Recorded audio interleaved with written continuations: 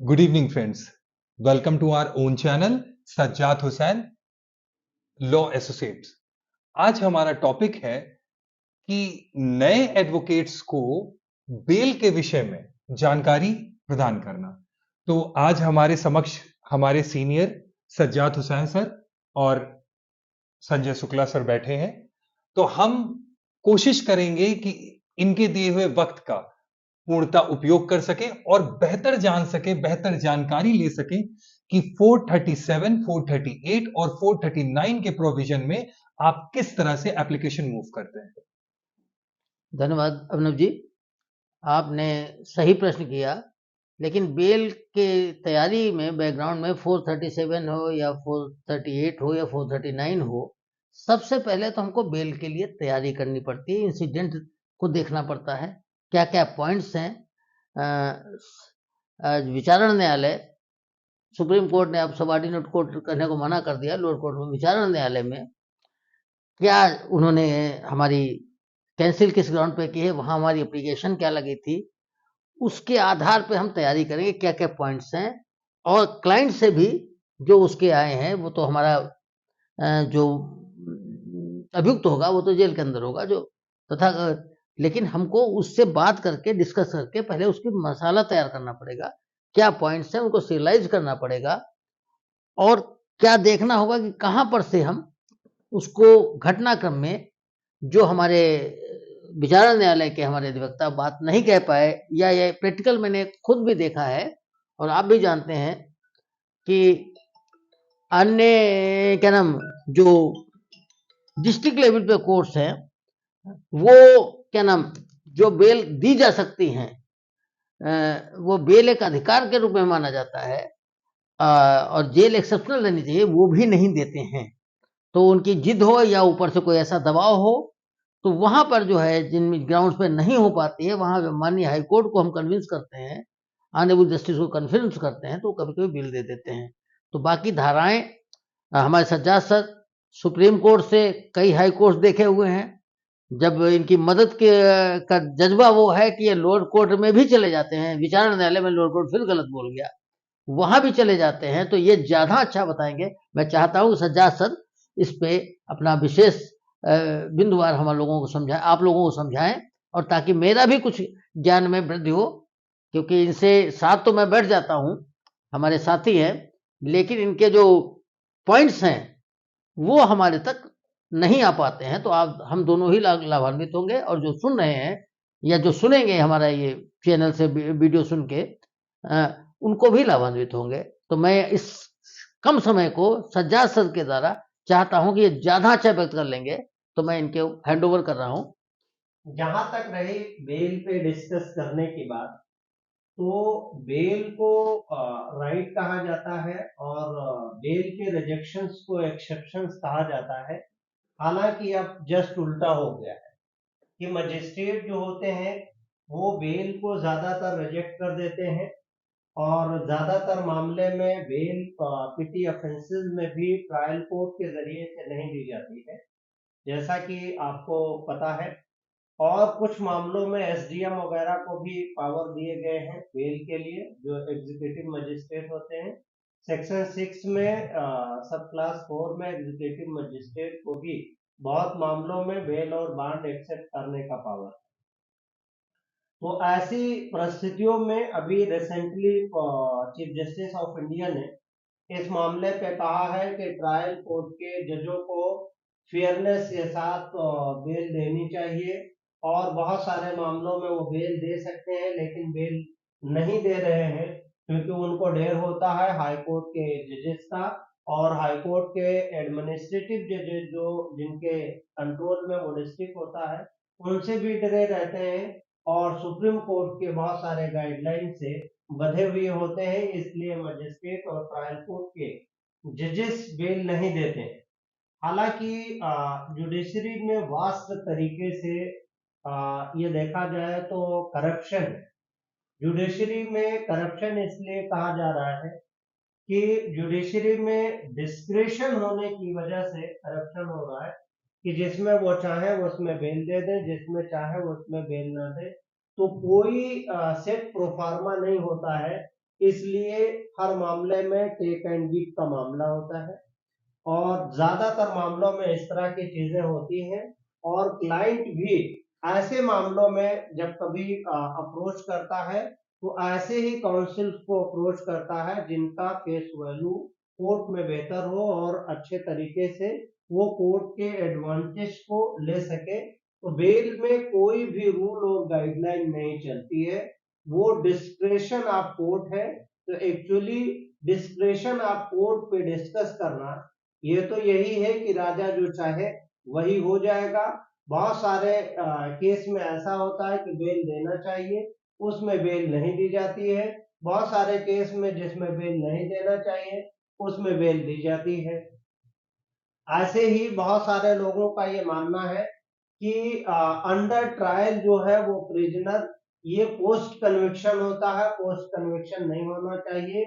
जब ट्रायल ही 10-10 साल 15-15 साल चलते हैं और जिसमें 4 विटनेस 5 विटनेस 6 विटनेस होते हैं 10 विटनेस, उनकी ट्रायल को इतना लिंगरिंग करना एक हिसाब से जो एक्यूज है उसको तो पनिशमेंट मिल ही रहा है, जो इन्फॉर्मेंट है उसको भी पनिशमेंट मिल रहा है। अच्छा, जहां तक बात रही बेल की, तो बेल राइट है, लेकिन हाईकोर्ट वगैरह में अगर एक मर्तबा मैटर लगा है और इत्तेफाक से अगर फ्रेश मैटर में बेल नहीं हुई तो उसको 4 वीक 6 वीक्स एंड इस तरीके से 1 महीने 2 महीने के बाद डेट लगती है।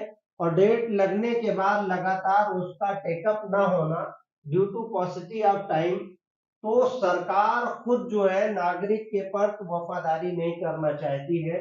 तमाम चीजों को लेकर के सरकार पैसा दे रही है, लेकिन जो जुडिशियल इंफ्रास्ट्रक्चर है और जुडिशियल सिस्टम में जो कमी है, जैसे अभी ज्यादातर डिस्ट्रिक्ट में अगर देखा जाए, जैसा कि आप अपने डिस्ट्रिक्ट में देखते हैं, तो जो वहां के अच्छे अच्छे सीनियर काउंसिल हैं वो छप्पर में रहते हैं। और जो तहसीलों में देखा जाए, जैसे लखनऊ की कई तहसील है जिनमें अगर देखा जाए, जैसे आपकी मलिहाबाद तहसील हो गई, बख्शी तालाब तक से तहसील हो गई, आपके बाराबंकी बगल में है, बाराबंकी में भी वकीलों की दशा। तो अगर उत्तर प्रदेश में देखा जाए तो हर डिस्ट्रिक्ट में जो वकीलों की स्थिति है चेम्बर्स की, वो बहुत खराब है। और रही बात बेल वगैरह की, तो जब जिसके लीगल प्रैक्टिशनर हैं, अगर उन्हीं की पोजीशन खराब है तो एक्चुअली जिस प्रोफेशन में वो बिजनेस करेंगे वो तो खराब रहेगा ही। और जो जजों का टाइमिंग है 10 बजे बैठने का, ट्रायल कोर्ट में देखा जाता है कि 1 बजे जज बैठते हैं और अर्जेंसी सुन कर करके 2 बजे उठ जाते हैं। उसके बाद वो बैठे रहते हैं, कहते हैं कि चैम्बर में काम है। मोर देन 100 केसेस में हम अपीयर हुए ट्रायल कोर्ट में और ये देखते हैं कि चैम्बर में बैठे रहते हैं, पान तंबाकू खाते रहते हैं और उसके बाद आए और 2 लाइन सुने, कहे हाँ जजमेंट रिजर्व है, चैम्बर में जो चाहते हैं वो ऑर्डर पास कर देते हैं और बाबू से जाकर के जजमेंट को नोट कर लेना होता है। तो जुडिशरी में एक्चुअली रिफॉर्म नहीं हो रहा है। अच्छा, जो बेल 438 में सेशन कोर्ट को पावर है वही हाई कोर्ट को पावर है। तो सेशन जज ज्यादातर कह देते हैं कि ठीक है हम डिस्पोज ऑफ कर देते हैं, आप हाई कोर्ट में फाइल कर दीजिएगा। हाई कोर्ट में अगर काउंटर के बिना आप बहस करना चाहते हैं तो हाई कोर्ट के जस्टिस भी कहते हैं कि हम इसको डिस्पोज कर देते हैं, दिल्ली पकड़ लीजिए, रात में लखनऊ मेल है। तो बेल की जो वकालत और प्रैक्टिस है वो एक्चुअली मतलब आपको राजा और महाराजा की तरीके से और उनको भगवान के रूप में एक्ट करते रहना होगा। हालांकि बेल वगैरह में कोई वकालत नहीं होती है, सिर्फ मर्सीफुल है। इसके अलावा अभी तक हमें हाई कोर्ट में या सुप्रीम कोर्ट में या ट्रायल कोर्ट में ऐसा कहीं नहीं लगा है कि बेल आप पॉइंट रख कर करके ले रहे हो और बेल पॉइंट पे बहस की जा रही हो। ऐसे बहुत कम जज होते हैं जो पॉइंट्स को सुन करके बेल को कंसीडर करते हैं। तो बेल ना रूल है और ना बेल को ये कहा जाए कि rejection rarest of the rarest है। अगर आप देखें तो लखीमपुर खीरी के मामले में मिनिस्टर होते हुए कई बार बेल रिजेक्ट हो गई और अल्टीमेटली उनकी बेल अलाउ हो गई, ये कहते हुए कि ट्रायल डिले है।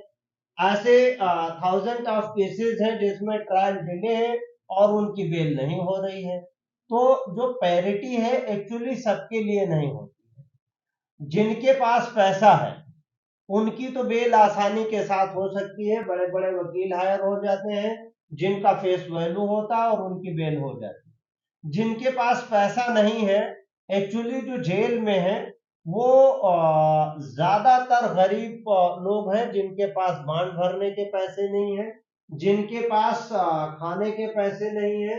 तो एक्चुअली जो सरकार चाहती है उसी हिसाब से होता है।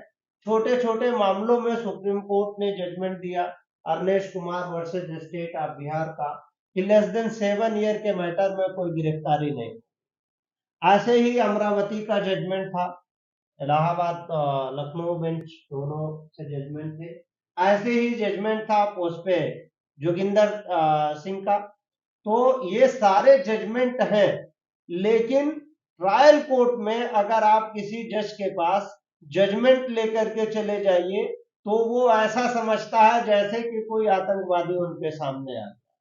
तो ट्रायल कोर्ट में कोई भी जज जजमेंट वगैरह नहीं देखता है, और अगर आपने जजमेंट दे दिया तो बेल अलाउ करने का अगर एक रास्ता था तो जज साहब वो 10 रास्ते ढूंढ लेते हैं बेल रिजेक्ट करने के लिए। तो जब डिस्क्रेशन है और उस पे बिना कमेंट किए हुए, यानी पूरी बात सुन लेते हैं और बेल में कहते हैं कि बिना मेरिट पे गए हम इसको डिसाइड कर रहे हैं। यही हाल हाई कोर्ट का है कि बेल रिजेक्ट करते हैं या अलाउ करते हैं, कहते हैं बिना मेरिट पे गए और बेल को हम निस्तारित कर रहे हैं।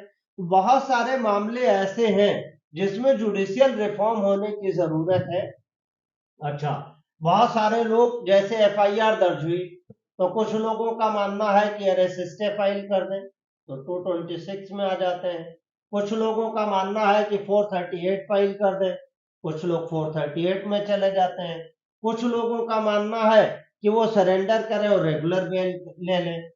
तो देखिए यहाँ पे एक जो ड्रेस्टिक चेंजिंग है कि एफआईआर होने के जस्ट बाद डॉक्यूमेंटेशन का कलेक्शन होना चाहिए, और जो डिफेंस का ग्राउंड है उस डिफेंस के ग्राउंड को इकट्ठा करने के बाद में एफआईआर क्वेश्चन फाइल करनी चाहिए। लेकिन एफआईआर की क्वेश्चन की ग्राउंड को हाई कोर्ट और सुप्रीम कोर्ट ने इतना लिमिटेड कर रखा है कि 226 की एक्सरसाइज, हाई कोर्ट ये कहता है कि मैं यहाँ पे काउंटर एफिडेविट और रिजॉइंडर एफिडेविट से पिटिशन से इसको तय नहीं करूंगा। ऐसे ही 482 की पिटिशंस में भी ये सारी प्रॉब्लम्स आती है, जहां पे आर्टिकल 21 का मामला हो, लाइफ लिबर्टी और डिग्निटी का मामला। अब वो डिग्निटी चाहे एक एक शब्द गाली देने की हो, चाहे वो थाने में बैठा ले जाने की। अच्छा, थाने में बैठा है तो कोई बात नहीं, पूछताछ कर रहे होंगे, इस तरह की बात कह करके पुलिस को नॉर्मली छोड़ देना, यानी जिसने आपकी लिबर्टी को या क्लाइंट की लिबर्टी को कोटेल किया, यानी एक लम्हे के लिए कोई हमारी लिबर्टी को बहाल नहीं कर सकता है, तो बिना ड्यू प्रोसेस ऑफ लॉ का इस्तेमाल किए हुए एक लम्हे के लिए हमारी लिबर्टी को वो ले नहीं सकता। आप जैसे अभी हरिशंकर का केस हम लोग कर रहे हैं, हरिशंकर के केस में आपने देखा कि एक नॉर्मल चीज है कि 107-16 की कार्रवाई में 10 दिन तक उसे जेल भेज दिया गया, और तमाम शिकायत होने के बाद स्टेट मशीनरी कोई एक्शन नहीं ले रही है। तो ऐसी परिस्थितियों में आप बेल को क्या कहेंगे? जबकि यह है कि 7 साल से कम के मामले में अरेस्टिंग नहीं हुई। अगर अरेस्टिंग होती भी है तो उसको आउट ऑफ टर्म बेल दी जाएगी, और अगर बेल बांड कोई नहीं पेश कर सकता है तो कंडीशनल उसे छोड़ा जाएगा इंटरिम पे कि आप अगली तिथि तक अपना बांड भर दीजिए। अच्छा, पर्सनल बांड भरने में क्या है, उसे एक दस्तखत ही तो करना है। लेकिन ऐसी स्थितियां ऑफिसर्स क्रिएट करते हैं, जैसे कि ऐसा लगता है कि जो ब्यूरोक्रेट्स और ट्रायल कोर्ट वगैरह के जो जजेस हैं वो अपने को खुदा समझ करके एक्ट ऑफ द गॉड समझ करके काम करते हैं। हालांकि तमाम मामलों में अगर देखा जाए तो जुडिशरी एक वास्ट रिफॉर्म करने की तरफ बढ़ना चाहिए और रिफॉर्म होना चाहिए, और इस पे बहुत डिटेल गाइडलाइन होना चाहिए, ताकि जो डिक्टेटरशिप है और डिक्टेटरशिप के साथ साथ में जिसमें वो चाहते हैं मर्शियल ग्राउंड पे करते हैं, नहीं करते हैं, उसको रिजेक्ट कर देते हैं। एंटीसिपेटरी का स्कोप उत्तर प्रदेश में Sushila Agarwal versus state of Delhi के जजमेंट के बाद में 2018 से शुरू हुआ। अब आप समझिए कि इससे पहले जिन लोगों को बेल लेना होता था वो या तो अंडर कस्टडी होकर के जाते थे या वो जेल होकर के बेल पे आते थे। तो एक्चुअली तमाम ऐसे रिफॉर्म की जरूरत थी जिसपे इन सारे चीजों की गुंजाइश थी। तो बेल पे बहुत सारे डिस्कशंस की जरूरत है, बहुत डिबेट की जरूरत है। शर्मा जी, बेल एक दिन में समझने वाली चीज नहीं है। बस ये समझना है कि बेल जो है वो जज का डिस्क्रेशन है। आप उसके यहाँ कुछ पॉइंट्स रखिए, हम्बल रहिए और पीस रहिए, और कुछ आपका फेस अगर अच्छा है, वैल्यूएबल है, तो बेल हो सकती है। इन्हीं बातों के साथ आज मुझे लगता है कि बात खत्म करनी चाहिए, और तमाम मेहमानों का शुक्रिया, धन्यवाद।